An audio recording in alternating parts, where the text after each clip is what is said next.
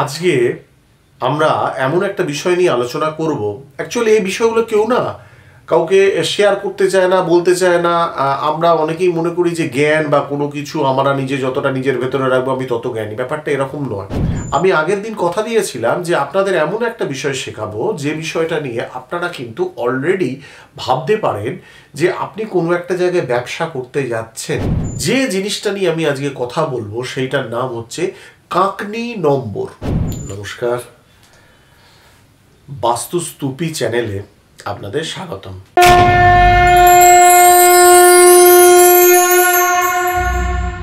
বাস্তুশাস্ত্রের অন্যতম বড় মঞ্চ বাস্তুস্তূপীতে আপনাদের স্বাগতম। চলুন আপনাদের নিয়ে যাই এক নতুন দুনিয়ার সন্ধানে, যেখানে জীবন অনেক সুন্দর।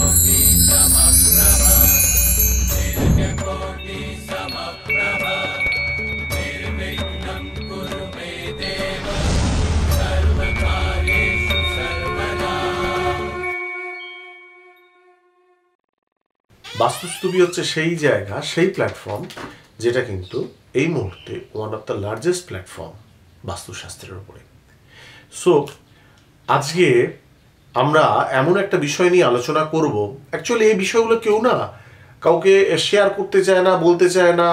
আমরা অনেকেই মনে করি যে জ্ঞান বা কোনো কিছু আমরা নিজে যতটা নিজের ভেতরে রাখবো আমি তত জ্ঞানী। ব্যাপারটা এরকম নয়। আমার বিদেশেতে বহু বন্ধুর সঙ্গে আলাপ হয়, তাদের সাথে কাজ করতে গিয়ে যখন অনলাইনেই কাজ করা হয় তখন দেখা যায় যে তারা কিন্তু অনেকেই কিন্তু তাদের নলেজ শেয়ারটাকে ভীষণভাবে গুরুত্ব দেয়। তো আমিও সেই একইভাবে নলেজ শেয়ারটাকে গুরুত্ব দিচ্ছি। আমি আগের দিন কথা দিয়েছিলাম যে আপনাদের এমন একটা বিষয় শেখাবো যে বিষয়টা নিয়ে আপনারা কিন্তু অলরেডি ভাবতে পারেন যে আপনি কোনো একটা জায়গায় ব্যবসা করতে যাচ্ছেন, সেই জায়গাটা আপনার জন্য সুইটেবল হবে না হবে না, ঠিক?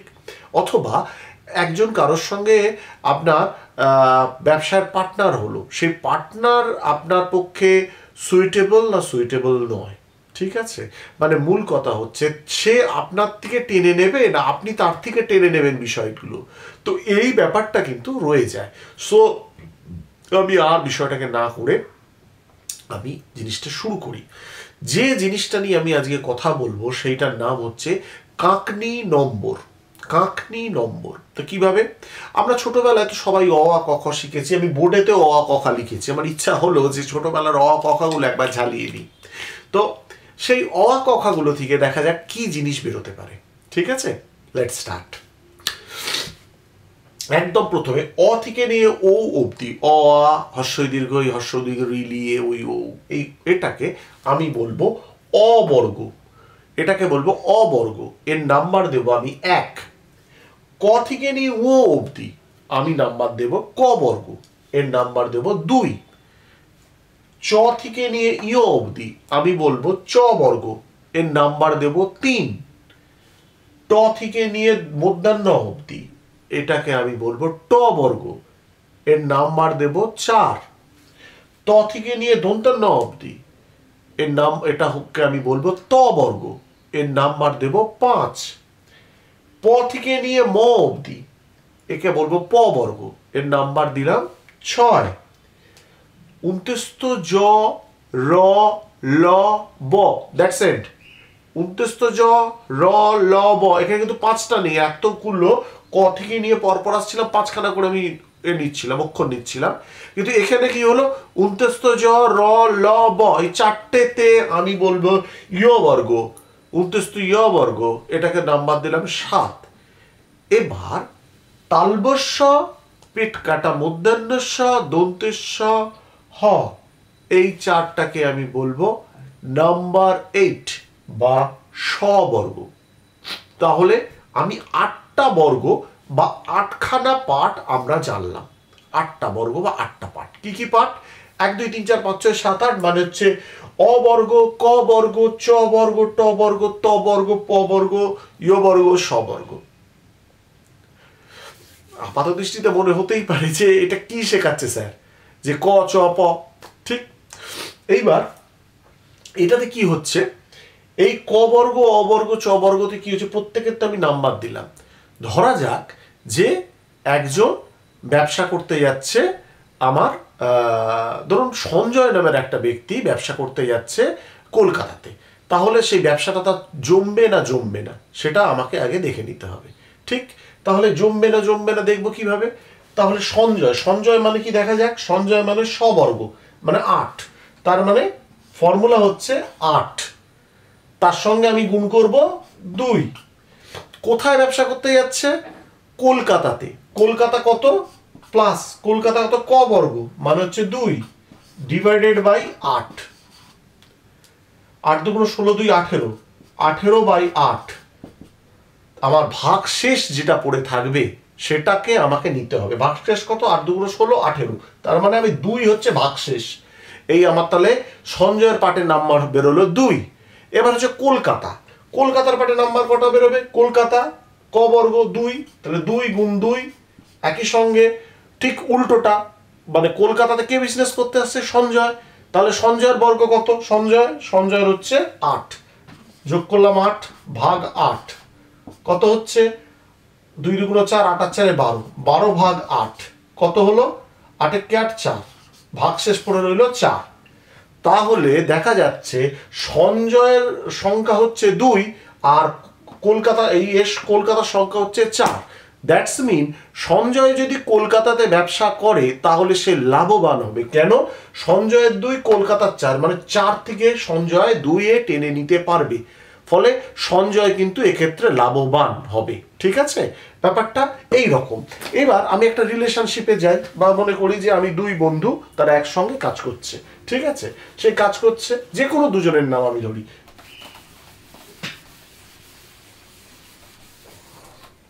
আমি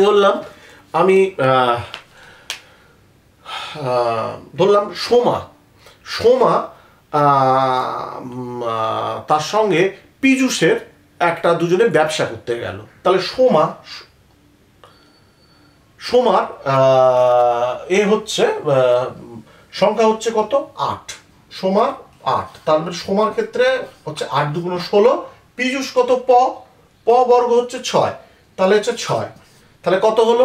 8 দুগুণ 16 প্লাস 6 কত হলো? 22 ভাগ 8 কত আসবে? 8 দুগুণ 16, ভাগফল পড়ে থাকছে 6, সোমার ক্ষেত্রে পড়ে থাকছে 6। আর পীযূষের ক্ষেত্রে আমি বার করে দেখি পীযূষের কত হচ্ছে। পীযূষের হচ্ছে প বর্গ 6, তার মানে 6 × 2। সোমার কত ছিল? সোমার ছিল 8, যেহেতু সবর্গ।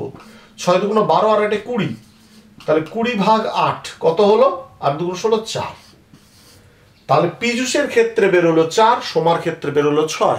সুতরাং এই ব্যবসা করলে পীযূষের, বা এই রিলেশনশিপে এলে পীযূষের কিন্তু উপকার হবে, কারণ সোমার যেহেতু 6, সোমার থেকে পীযূষ গেন হবে, সোমার থেকে পীযূষ উপকৃত হবে, ভালো থাকতে পারবে।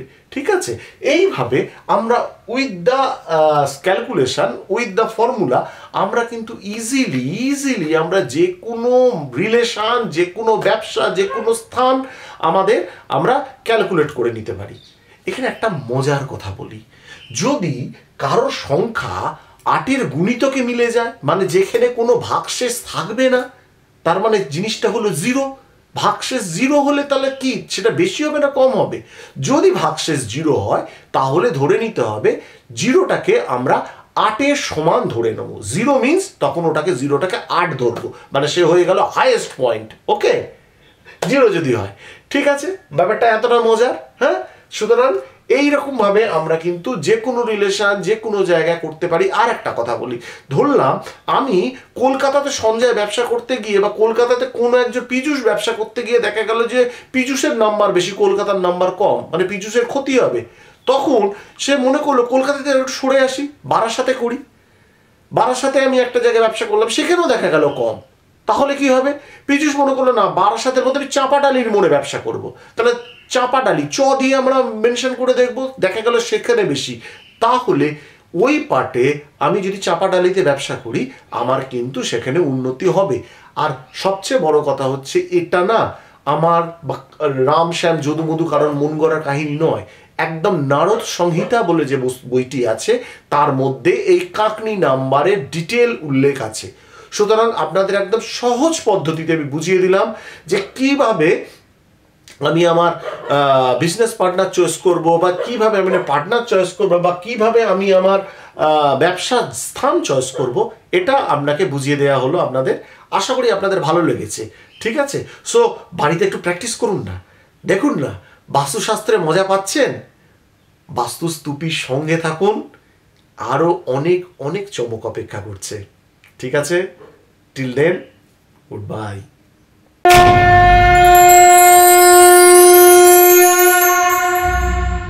বাস্তুশাস্ত্রের অন্যতম বড় মঞ্চ বাস্তুস্তুপিতে আপনাদের স্বাগত।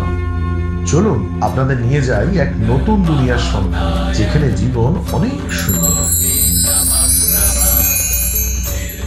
সন্ধান করি সেই লুকোনো বিজ্ঞানের, যা আমাদের পূর্বপুরুষরা আমাদের জন্য রেখে গেছে, আর সময়ের কালে কালে সেটা আমরা ভুলে গেছি। ক্ষিতি, অপ, তেজ, মরুবম, এই পঞ্চতত্ত্বের সঠিক সমতায় জীবন করে তুলি সুন্দর।